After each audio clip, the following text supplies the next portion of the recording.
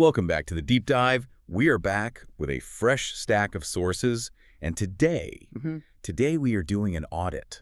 An audit? That sounds incredibly dry. I feel like I need a spreadsheet just listening to you say that. Bear with me, because usually when we talk about audits or branding or marketing strategy, we're talking about corporations. Right. We're talking about, selling sneakers or software or figuring out why a quarterly report is down. But the sources we have today take those cold, hard corporate mechanisms and turn them inward. Right. We are looking at a really fascinating case study centered on the writings of Farah Mjali Rawashda. She runs a platform called Faroohz blog. And what stuck out to me immediately in reading her work, specifically pieces like The Great Lie and her scripts on the 30s Trap, is that she isn't just writing a diary, she is conducting a strategic teardown of her own life. It's a marketing executive applying marketing logic to a personal crisis. Yeah. And the central tension here is just so compelling. What happens when the brand guidelines you've been following, the rules for how you talk, how you act, how you exist in your 30s, what happens when those are actually the things destroying your product, the product being you? That is the core question. And frankly, it's a brutal question to ask yourself. It requires looking at your own operating system and admitting that, maybe the code is broken. So the mission for this deep dive is to unpack this personal rebrand. We're going to look at how Farah identified what she calls a narrative of diminishment, how she diagnosed herself with something called the drafter mindset. And then the overhaul. And finally, how she executed a total overhaul to stop living in the drafts folder.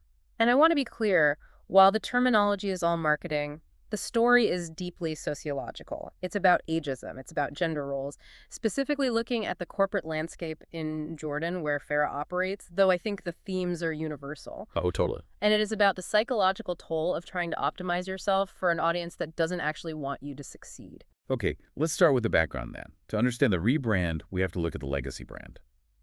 Farah isn't an amateur here. Not at all. She has 13 years of experience in marketing. She knows how the sausage is made. Which is key. She knows the playbook. She does. And she opens one of her high-authority scripts with a fundamental truth of the industry. Not every piece of content is meant for every audience. Which is Marketing 101. It's the first rule of segmentation. If you try to sell a steak to a vegetarian, you're going to fail. Not because the steak is bad. But because the targeting is wrong. Exactly. But here's the catch. She realized she was applying this logic to her clients, to her campaigns, but not to her life. In her personal life, she was trying to force conversions. Yeah, trying to get approval and resonance from people who were fundamentally not in her niche. And this misalignment seems to trigger what she calls the drafter mindset. Now, I found this concept really interesting because she ties it directly to neurodivergence. She mentions living with ADHD since she was 11. She does. And usually when we see ADHD discussed in these kinds of sources, it's about the struggle to focus or hyperactivity. But Farah reframes it through a professional lens. She calls herself a professional drafter. What does that mean exactly? Is it just procrastination? Is it just being a perfectionist? It's more complex than that. She argues that her ADHD brain is constantly running simulations. She explores every single angle. She anticipates every possible failure point before it happens. Which, in a corporate strategy meeting, that is a superpower. You want the person who can see the iceberg before the ship hits it. Absolutely. You want the person who says, if we launch this way, X, Y, and Z will go wrong. But in personal identity. In personal identity, it's paralysis. She writes about how this strength became a double-edged sword. Because she was so good at anticipating criticism, so good at predicting exactly why she wouldn't fit in, she stopped launching. Right. She let her authentic self sit in the drafts folder for 2 years. Sitting in the drafts. That is such a vivid image for the digital age. It's that post you write, you edit, you re-edit, and then you just delete it because you're afraid it won't get enough likes. Except she did that with her personality for 2 years. And the reason she stayed in the drafts wasn't just, internal anxiety. It was based on data. She was essentially A/B testing her personality, and the results she was getting back were negative. She has this line that really hit me hard. I was trying to follow brand guidelines written by a society that didn't understand my brief. It's a profound realization. She was trying to conform to a style guide that just wasn't designed for her. And the sources get very specific about the feedback she received when she did try to launch. Yeah, let's list these out because I think a lot of people are going to recognize this pattern. When she showed confidence, it was labeled attitude. when she demonstrated expertise or knowledge, Labeled aggression. and her free-spirited nature. A flaw. Right. So look at that data set. Every time she displayed a trait that should be a high-value asset, confidence, competence, independence, the market, her social and professional circle, flagged it as a bug. It's maddening. It's like selling a sports car and having customers complain that it goes too fast. You have a high-performance engine, but the roads you're driving on have a 20-mile-per-hour speed limit. That is a great analogy. And if you get that feedback enough times, what do? You stop driving fast. You start apologizing for the engine. You become, as she puts it, a version of yourself that's optimized for someone else's comfort. Optimized for someone else's comfort. That is a terrifying way to live. It's essentially self-censorship as a survival strategy. You are editing your own code to make sure you don't crash anyone else's program. It is the ultimate anti-marketing strategy. You are diluting your unique selling proposition, your USP, just to avoid friction with a target audience that doesn't value you anyway. You become generic. You become background noise. Which creates a vicious cycle. Because the more you shrink, the more miserable you become, but the safer you feel. That is the drafter mindset. It keeps you safe, but it keeps you invisible. So we have the drafter paralysis. She is stuck in the editing phase, afraid to hit publish. But the sources suggest this wasn't just about her personality. There was a temporal element, too. A deadline pressure. The 30s trap. This is where the tone of the sources shifts from personal reflection to a really sharp societal critique. She calls out the great lie. Now, in a lot of Western media right now, we hear this narrative that the 30s are the new 20s. Right. You know, you have money, you know who you are, it's the prime of life. 30 is the new 20. That is the brochure. That is the marketing promise. But Faroohz calls it a scandal. She contrasts that shiny promise with the operational reality she faced, particularly within the cultural context of Jordan. Yeah, she says that instead of a peak, the 30s are treated like a countdown. An expiration date. Like milk. Precisely. She describes a second option dynamic, and this is where the gender aspect becomes just undeniable. She talks about contracts being negotiated for her. Wow. And the pervasive assumption that as a woman in her 30s, her value is a depreciating asset. Appreciation. That's the exact word that came to my mind reading this.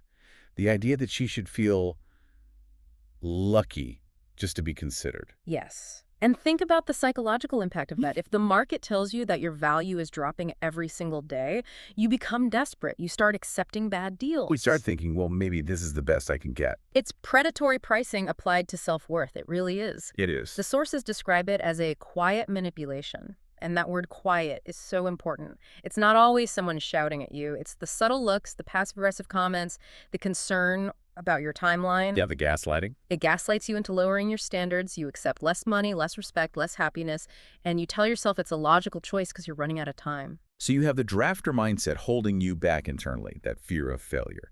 And you have the 30s trap pushing you down externally, the fear of irrelevance. And this converges into what I want to call the impossible KPI. We love our acronyms. Key performance indicator. In the sources, Faroohz points out this paradox where she is simultaneously labeled too much and not good enough. It is the classic double bind. In psychology, a double bind is a situation where a person is confronted with two irreconcilable demands. No matter what you do, you lose. Break that down in her context, because I feel like I've seen this play out in so many offices. Okay, so on one axis, she is too much. Too much personality, too many demands, too much attitude. She takes up too much space. She speaks too loudly. Right. But on the other axis, at the exact same time, she is not good enough in terms of societal value, age, or pliability. She isn't checking the traditional boxes fast enough. How can you be both excessive and insufficient at the same time? You can't. That is why the KPI is impossible. You cannot solve that equation. If you shrink yourself to be less, so you aren't too much, you just reinforce the idea that you aren't good enough to have a voice. And if you try to prove you are good enough by asserting your value, you are immediately labeled too much. It's a rigged game. The house always wins. Unless you flip the table, which is exactly what she did. Let's talk about that flip. Because reading her high authority scripts, you can feel the energy change. It stops being sad and starts being precise. Yes. She talks about having a black and white view on facts versus opinions. This is the moment the audit turns outward. She looks at these labels, bad guy, attitude, aggressive, and she realizes something huge. They aren't descriptions of her, they are projections of them. This is the I know you are, but what am I defense, but with a PhD in psychology. Essentially, when someone calls her aggressive for knowing her stuff, she realizes that isn't about her aggression. It is about their insecurity regarding their own authority. They are intimidated, so they label her to regain control. And then she drops this nuclear bomb of a question. I wrote this down and circled it 3 times in my notes. She asks the auditors, the people judging her, what did you give up to be okay? That is the pivot point. Yeah. That is the moment the drafter becomes the creative director. She stops asking, what is wrong with me? And starts asking them, what broken parts of yourselves are you trying to hide by criticizing me? It's an audit of the generation that is judging her. It really is. It challenges the assumption that the people in power, the people setting the brand guidelines, are actually happy or successful. She looks at them and realizes, you aren't happy. You're just comfortable in your compromise. You gave up. You gave up, and you want me to give up too, so you don't have to feel bad about your choice. Misery loves company, but it loves validation even more. Exactly. If she succeeds by breaking the rules, it proves that their sacrifice was unnecessary. That is why the backlash is so severe. She's threatening their worldview just by existing authentically. So she diagnoses the problem. She sees the 30s trap for the scam that it is. She sees the impossible KPIs. Now we get to the solution. The rebrand. She calls it the firm script. Yes. She decides to treat herself like a global client. Which I think is such a healthy and emotional distance to take. Instead of spiraling, she gets strategic. What does a personal rebrand actually look like in practice, according to these sources? Because be yourself is great advice, but it's hard to execute. It is hard, but she breaks it down tactically. It starts with defining the tone of voice. Just like a brand has a tone, maybe it's authoritative, maybe it's playful, she decided what her tone was going to be, regardless of who was in the room. No more shrinking to fit the container. Right. And then setting a mission statement. Okay. A mission to be Farooh, to be organic, to be unfiltered, and crucially, to filter out the noise. This is the delete button. If the feedback doesn't match the mission, you disregard the feedback. You don't let it sit in your drafts folder, you delete it. You don't internalize criticism from people who don't hold the same values. She talks about the result of this rebrand.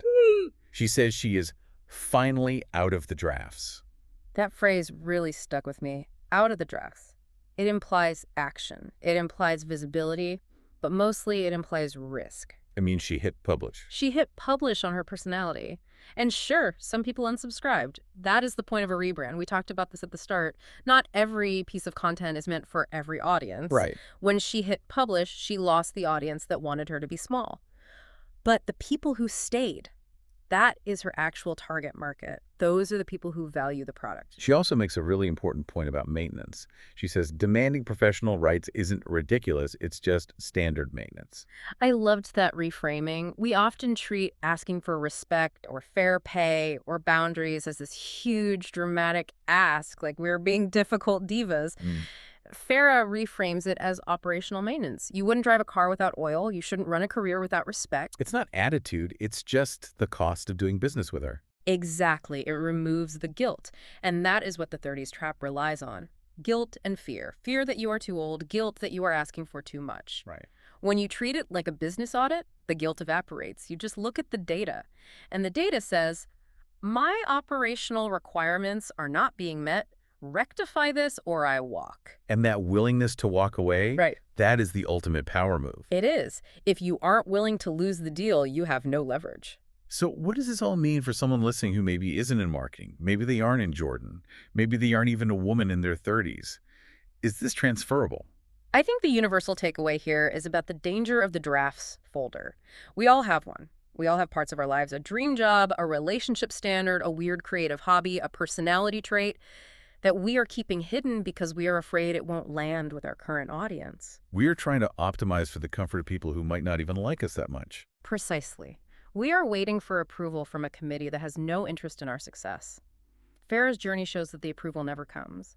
The good guy badge, the reward for being quiet and compliant, is a consolation prize for people who gave up on what they really wanted. And the cost of being the good guy, the cost of staying in the drafts, is your own identity. You slowly erase yourself. It is a high price to pay. And as she points out, you eventually realize that the people judging you are often just projecting their own insecurities.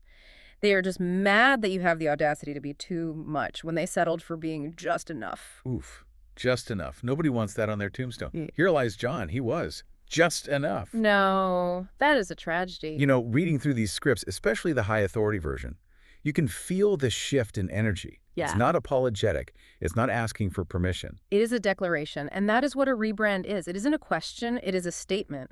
This is who I am now. Adjust accordingly. I think that is the key phrase.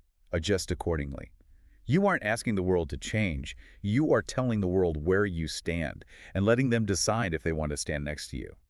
And for women, particularly in the cultural context Faroohz describes, where the pressure to be the second option is so high, that is a revolutionary act. It is. To stop negotiating your own value down before you even enter the room. That changes everything. It changes how you negotiate, how you date, how you parent. It really does. It sets a new baseline. And notice, she doesn't say it was easy. She calls it a scandal. She calls it a fight. But she also calls it her most rewarding project. Better than any client launch. Absolutely, because the ROI, the return on investment, is her life. She gets to actually live it instead of drafting it. So we've gone from the drafter mindset, paralyzed by the fear of failure and the need for external validation, to the 30s trap, seeing the societal gaslighting for what it is. And finally, to the firm script, the unapologetic rebrand. It is a complete narrative arc, and it's a reminder that we are the ones writing the copy.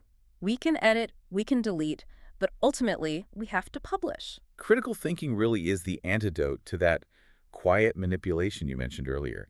If you don't stop and audit the narrative, you'll just keep living out the script someone else wrote for you. That is the danger, living on autopilot, living by the default settings of society. Faroohz turned off the default settings and customized her user interface. I love that. Customize your user interface. It is the only way to actually enjoy the operating system of life. Okay, we are coming to the end of this deep dive, and usually we leave you with a question. But today, I want to leave you with Faroohz's challenge. It is a direct question from the source material, and I want you to really think about it. She asks, are you still waiting for approval, or are you ready to launch? And I want to make that specific for you listening right now. Identify one part of your life, just one, that is currently sitting in the drafts. Maybe it's a difficult conversation you need to have with your boss. Maybe it's a bold career move. Maybe it's just wearing that outfit you think is too much for a Tuesday. Identify it and ask yourself, why is it in the drafts? Who are you trying to make comfortable by keeping it hidden? And then imagine what would happen if you stopped editing. Imagine what would happen if you hit publish today. It might be scary. You might lose some subscribers. Yeah. But it is the only way to find your niche. Thanks for listening to The Deep Dive. We'll see you next time.